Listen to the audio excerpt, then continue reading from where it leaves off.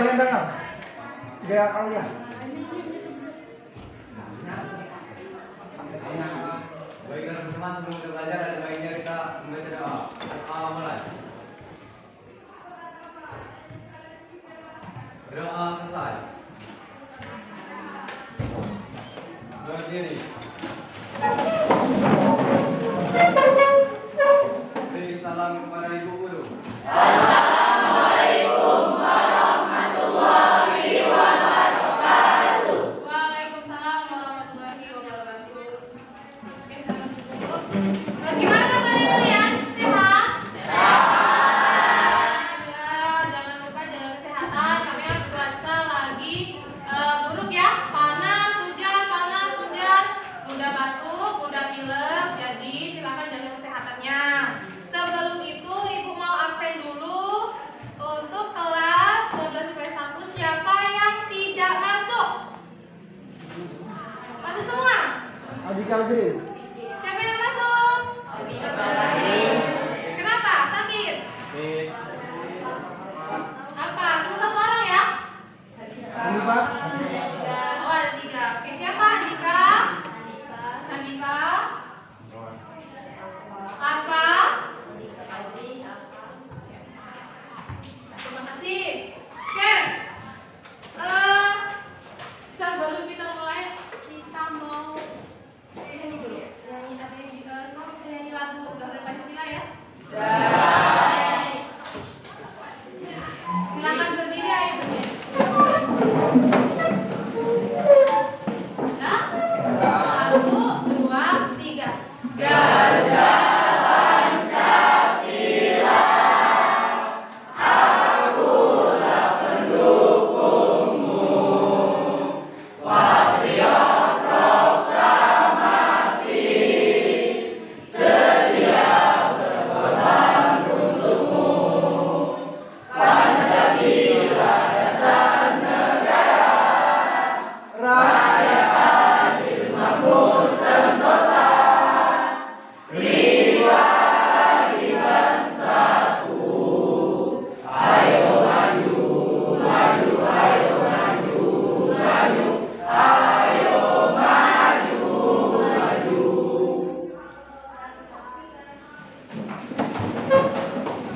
Oke, Ibu mau bertanya, minggu kemarin kita belajar apa sih? Kemarin kita belajar kewilayahan. Sebelum masuk ke wilayahan, karena masuk lagi Ibu mau cek dulu kalian udah semangat atau belum. Masih ingat ya, tetap semangat ya? Ayo kita coba, udah fokusan belum? Tetap semangat, 1 kali. Ayo, udah fokus nih. 1 kali, 2 kali, 3 kali. Masih belum? 1 kali, 2 kali, 3 kali. Setelah tepuk tangan. Masih pagi. Ayo, ulangi. 1 kali, 2 kali, 3 kali. Setelah tepuk tangan. Ayo, yang terakhir. 1 kali, 2 kali, 3 kali. Setelah tepuk tangan. Jadi. Bagus. Oke, kalau kita kemarin sudah belajar tentang dari kewilayahan, hari ini kita akan belajar materi desa dan kota ya. Kita akan belajar materi desa dan kota.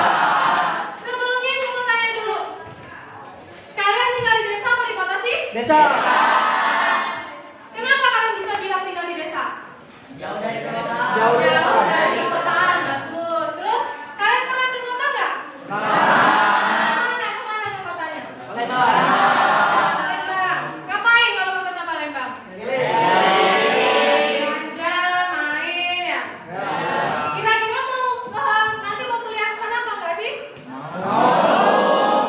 Tahu kalian perbedaan desa dan kota? Oke, ini akan belajar desa dan kota.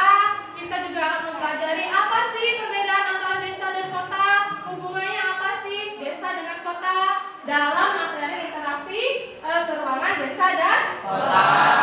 Nah, di sini ada kompetensi dasar dan indikator pencapaian kota.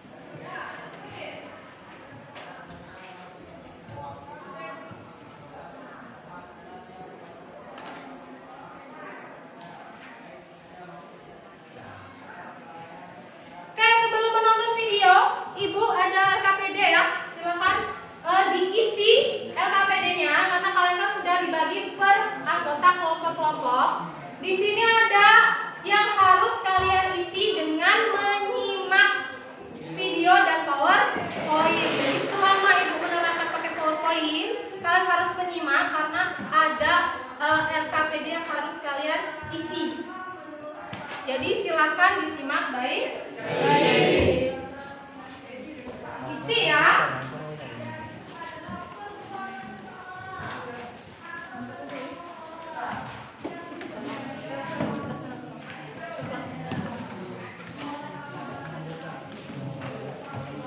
Ya perhatikan ya cerita di LKPD itu ya. Coba kita lihat videonya.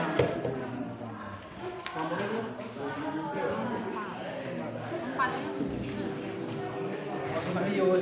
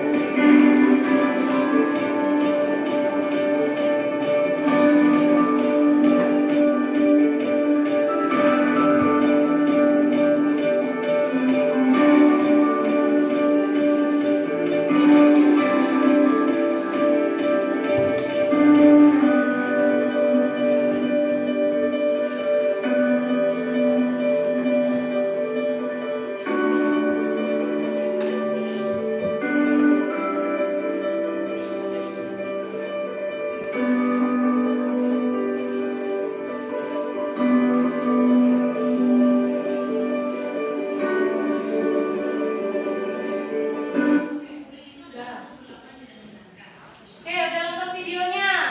Sekarang ibu mau tanya.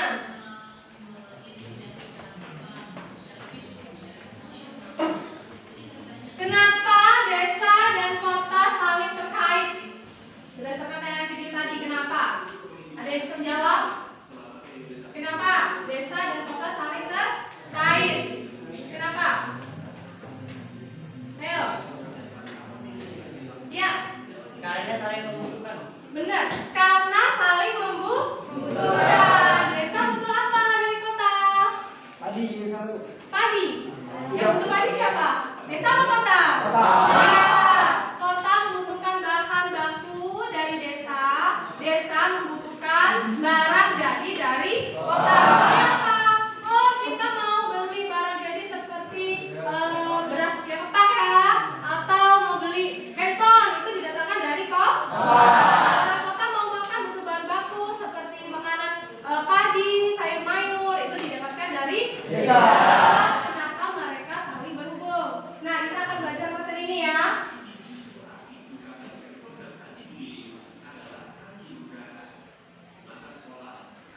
Oke.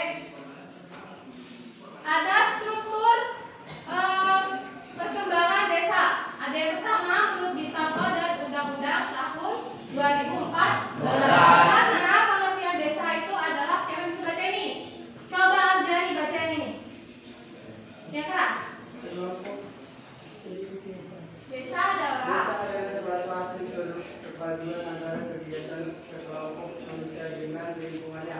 Hasil perpaduan itu adalah penduduk dan geografis yang ditimbulkan oleh unsur psikografis, sosial, ekonomi, politik, dan budaya dan memiliki hubungan timbal balik dengan daerah lain. Ya, desa adalah hasil perwujudan geografis dari timbulnya unsur-unsur fisiografis, sosial, ekonomi, dan politik.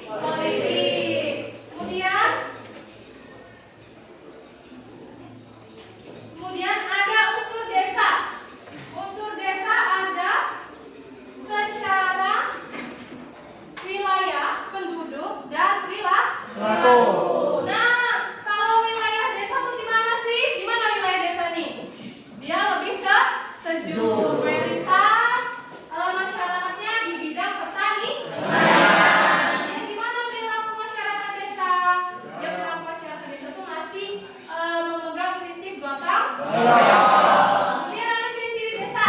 Ciri-ciri desa yang pertama adalah adanya interaksi antar manusia yang kemudian memiliki ketahanan perasaan yang sama dan kemudian ada keluarga di desa. Unit kerja. Oke, kemudian ada mata pencarian penduduknya bersifat agraris. Kemudian proses sosial berjalan dengan lambat. Ada kontrol sosial juga. Kemudian ada jumlah penduduk yang relatif sedikit dibanding dengan penduduk yang ada di kota. Ya, sehingga warga desa banyak bergantung pada musim. Kalau musim hujan apa? Kalau dia musim kemarau nanam apa? Itu dia tergantung pada musim. Ada klasifikasi desa. Yang pertama ada desa swadaya. Coba Randy, baca Randy. Desa swadaya, apa itu desa swadaya? Baca di sini aja, Ren. Ayo keras ya. Desa swadaya. Ya, baca. Rabun. Coba bilang lagi Randy. Ya. Desa swadaya adalah desa yang masyarakatnya telah mampu memenuhi kebutuhan sendiri. Penduduknya masih jarang dan kurang berkomunikasi dengan masyarakat luar, sehingga proses kemajuan yang diperoleh sebagai hasil interaksi dengan wilayah berjalan lambat. Iya. Desa swadaya itu adalah desa yang masih tradisional, ya. Tradisional. Dia berkomunikasi dengan masyarakat luar itu masih jarang atau dia masih kurang. Jadi dia itu sangat tradisional. Kemudian ada desa swakarya. Desa swakarya adalah desa yang dapat memenuhi kebutuhannya sendiri, ya. Dapat memenuhi kebutuhannya sendiri dan dapat menjual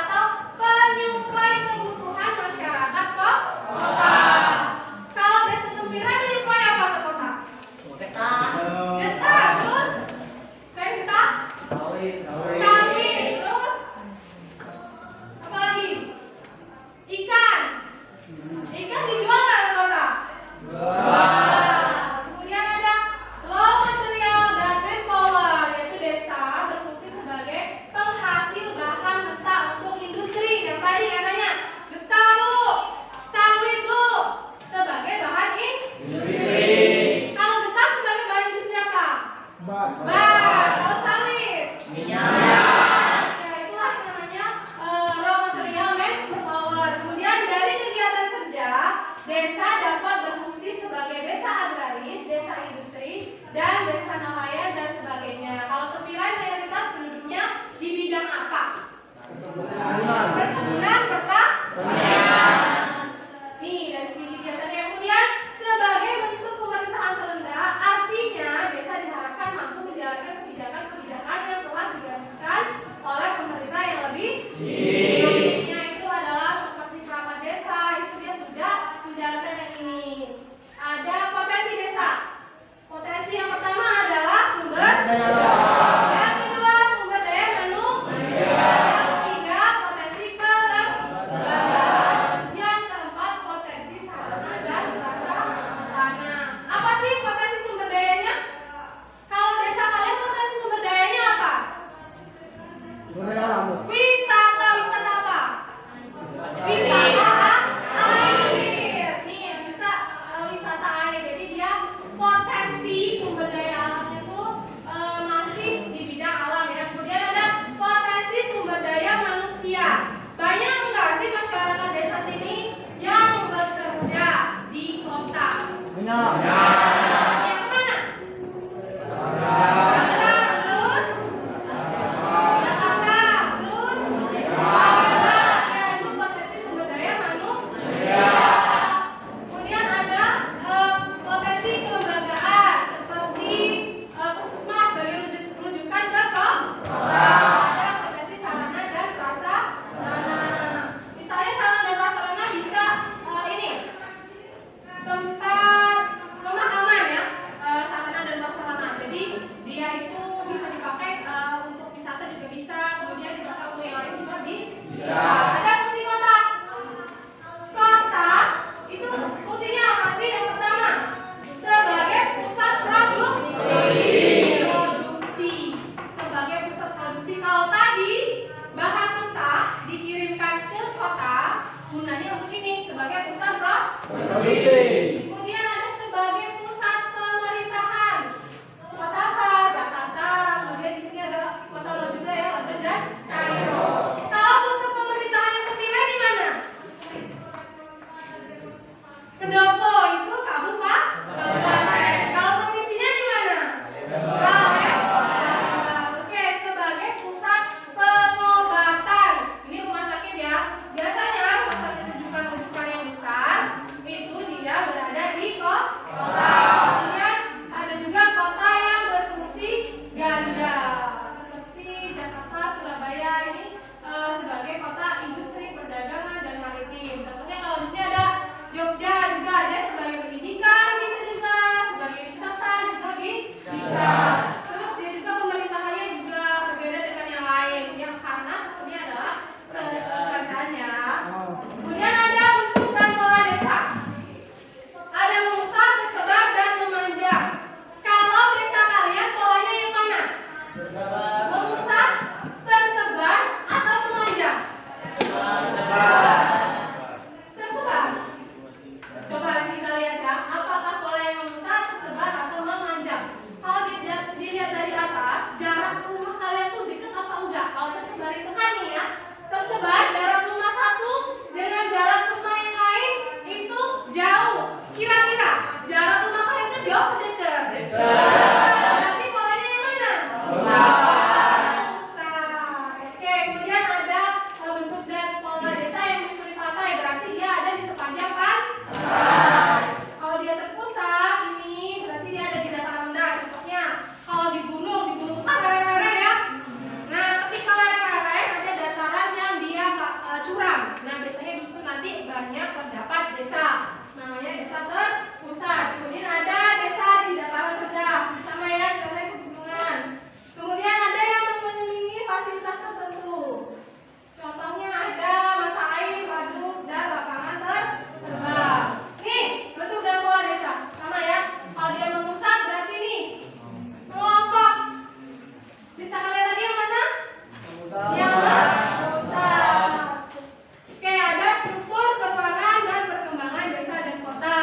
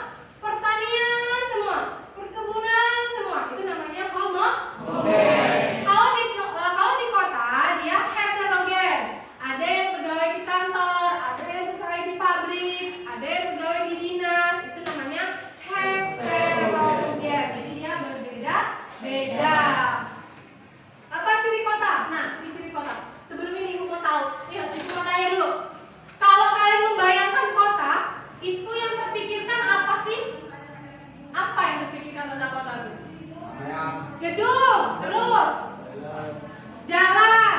Jalannya kenapa? Bagus. Kalau di desa orang bagus ya. Gedung. Oke, jalannya bagus. Terus tempatnya sejuk. Terus apa lagi? Wisatanya bagus. Wisata. Nah, coba kita lihat apa itu ciri-ciri dari kota. Ada sarana perekonomian seperti pasar dan supermarket. Kalian kalau ke kota ke supermarket nggak? Datang nggak ke situ? Mall.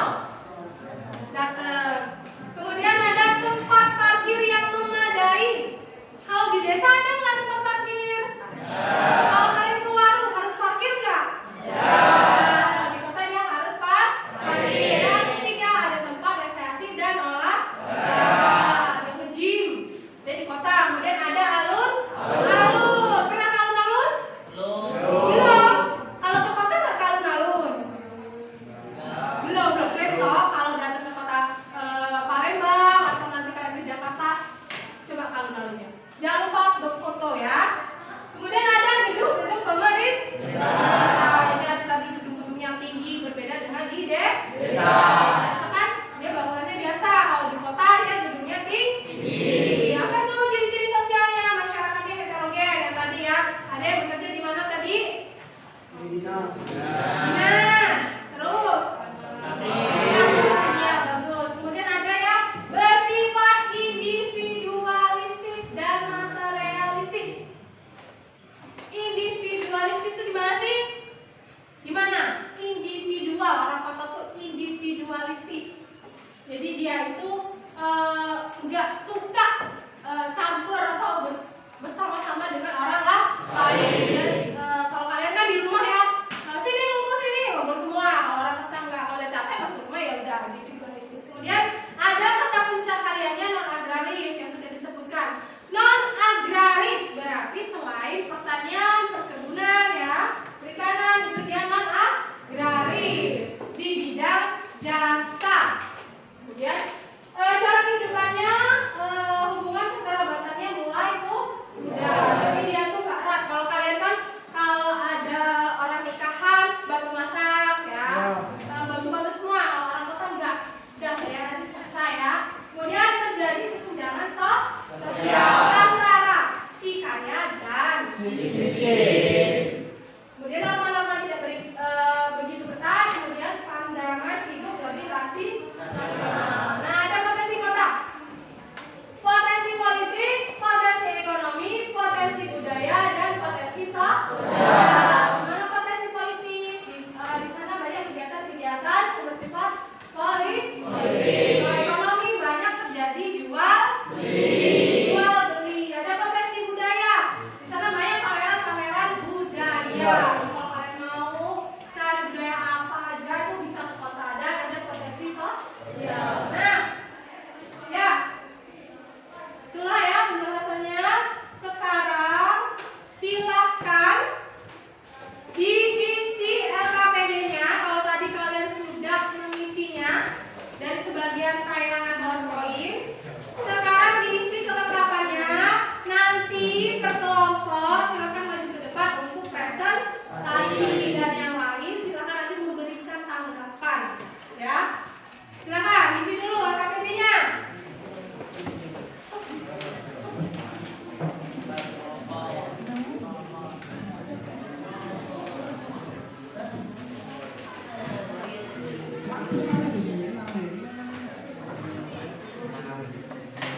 Apa itu ya?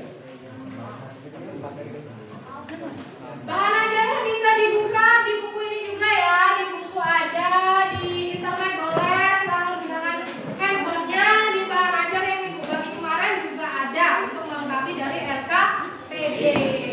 Ya,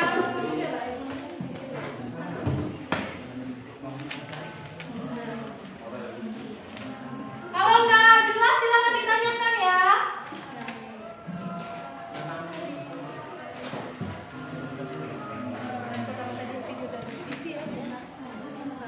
Sama ini juga nih nanti dicari dari buku ada, di internet ada, yang dibagikan bahan ajarnya juga ada.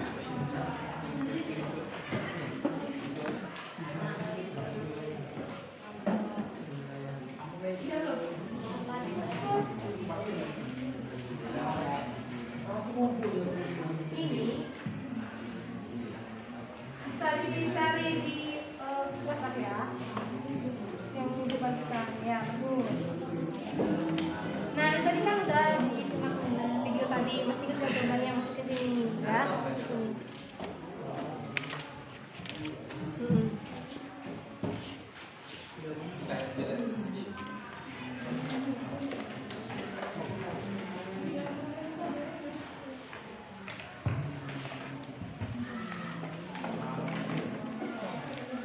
Coba balik lagi. Bukan.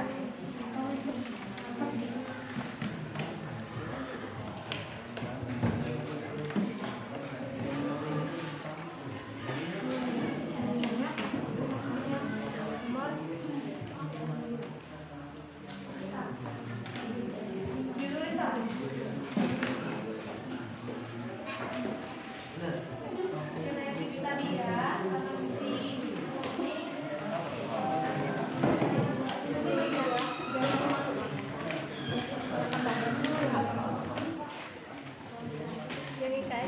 Ya,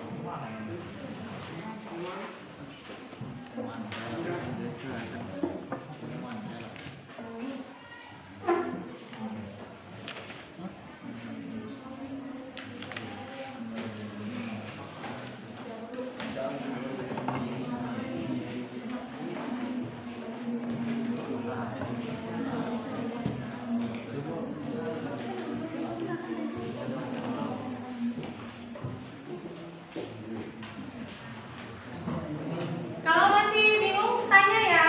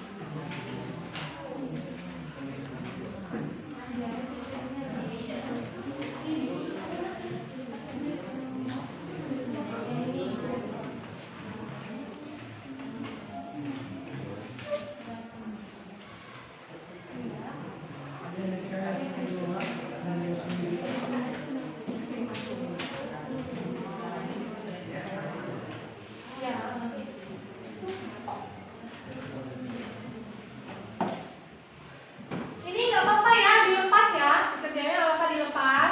Apa namanya, biar cepet, nggak apa-apa dilepas. Nanti kita ngumpul lagi.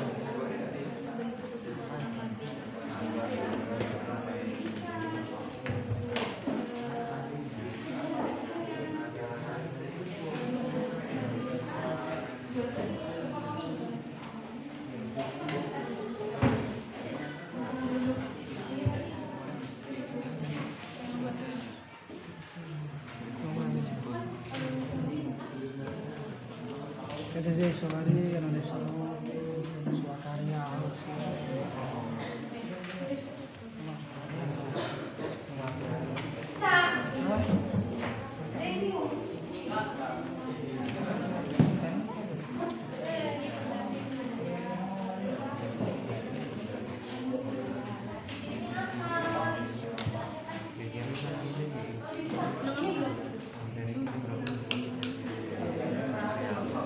Ya,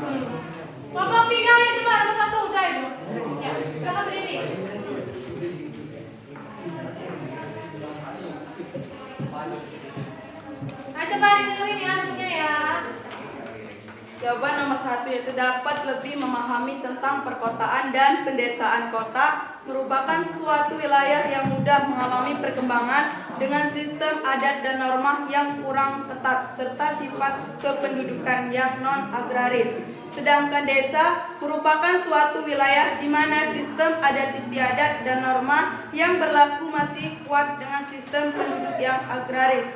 Bagus, Terima Sultan. kasih. Ada nggak yang mau menambahkan jawaban dari kelompok 3? Ada nggak yang mau nambahin jawaban dari kelompok 3? Cukup. Oke, nomor 2 sekarang kelompok nomor 2, kelompok 1 udah belum? Kelompok 2. Nomor 2. Nomor 2 ya. Ya, belum nomor 2.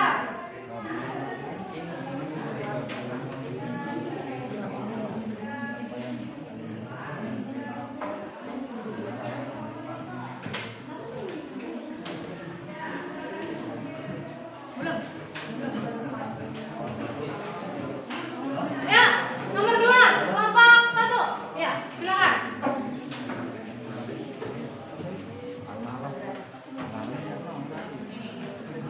Pendapat para ahli penjelasan.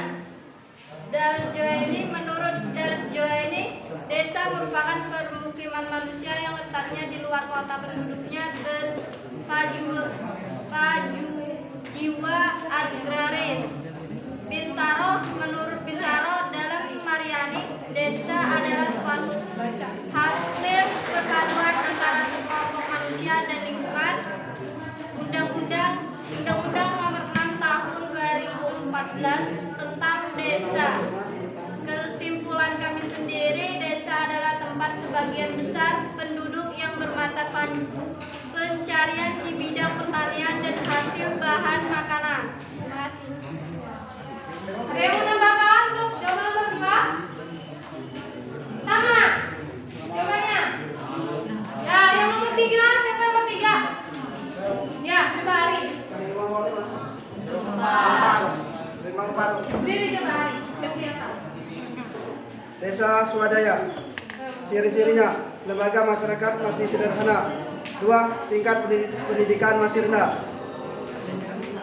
3, kegiatan penduduk tergantung dengan keadaan alam. Desa swakarya. Adat istiadat masyarakat sedang mengalami perubahan atau transisi. 2, mata pencariannya mulai beragam jenisnya. Desa swambada. Ciri-cirinya, 1, hubungan dengan kantor kota di sekitarnya berjalan dengan lancar. Besok. Ya, bagus. Bukan. Oke, silakan. Untuk nomor 3. Sama ya. Di situ ada bentuk-bentuk desa, ada desa swadaya, swakarya, dan swasembada. Nomor 4, kita mau maju nomor 4. Kelompok berapa nomor 4?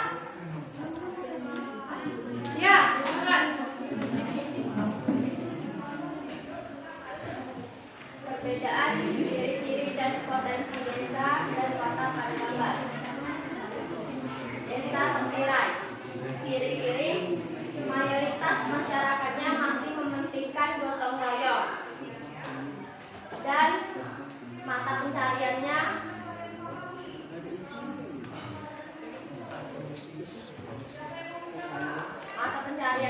masih di bidang pertanian. Potensi pertanian, perkebunan, dan perikanan. Ciri-ciri kota Palembang.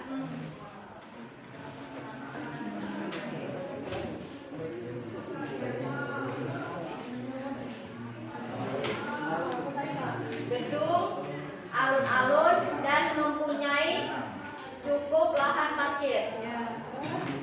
Potensinya pendidikan, jual beli, dan tempat berjalan-jalan seperti mall. Ya. Oke, bagus teman. Ada nggak yang mau menambah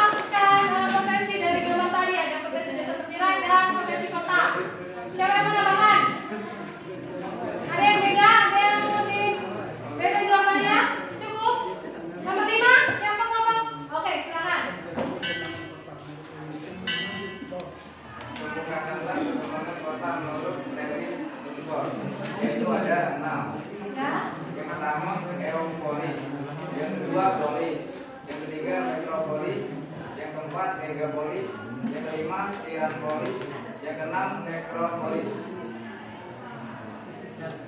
Ya, bagus tepuk tangan. Boleh.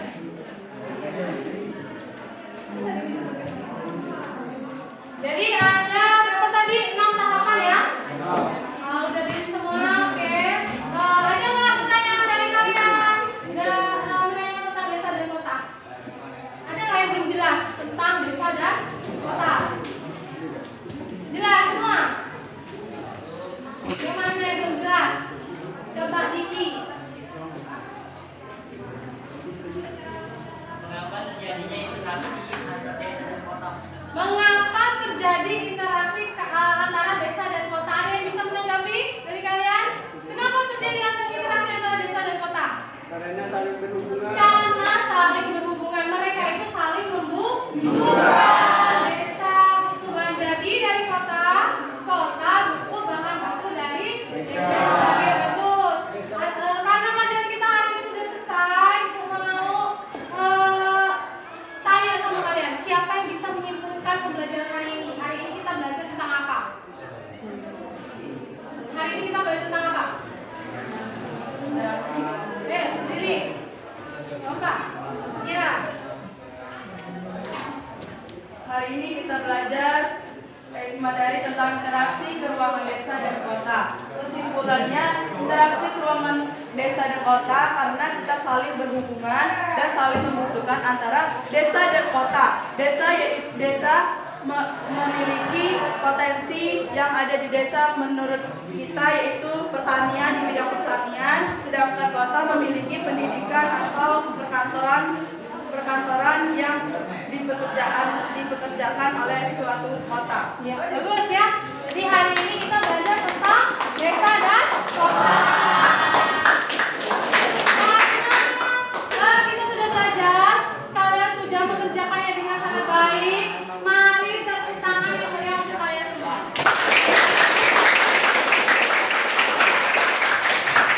Oke, besok kita akan belajar materi lanjutan ya. Kira-kira apa sih yang kurang dari pembelajaran hari ini? Jelas atau enggak pembelajaran hari ini? Sudah jelas? Silakan kerjakan evaluasi ya. Evaluasinya mau kirim di grup. Silakan cek grupnya. Ayo kerjakan evaluasi.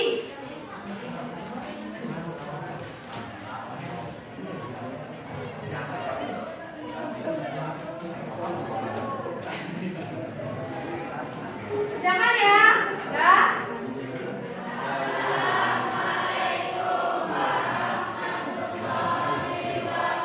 Udah ya? 2 menit? 2 menit?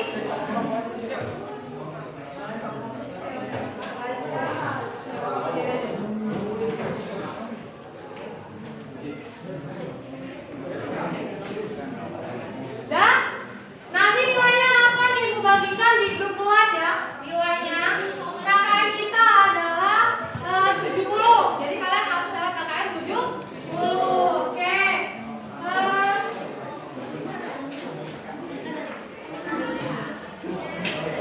Oke, kalau evaluasinya sudah, dengan belajar interaksi desa dan kota diharapkan kalian nanti mengerti apa sih itu desa, apa sih itu kota, bagaimana kaitannya dengan mereka. Terus kalian nanti mau kemana, mau ke desa atau di kota ya. Sama nanti ibu bagikan hasil evaluasinya. Sampai ketemu minggu depan ya, sampai ketemu minggu depan. Siapa tadi yang mimpin doa? Siapa tadi yang mimpin doa? Anak silakan untuk pembelajaran hari ini ya, An ya. Baik teman-teman, kita mengakhiri pelajaran kita pada pagi hari ini. Yang sebaiknya kita berdoa. Doa mulai.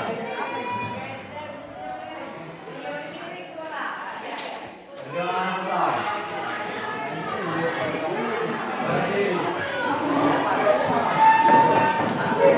Beri salam kepada ibu guru. Waalaikumsalam warahmatullahi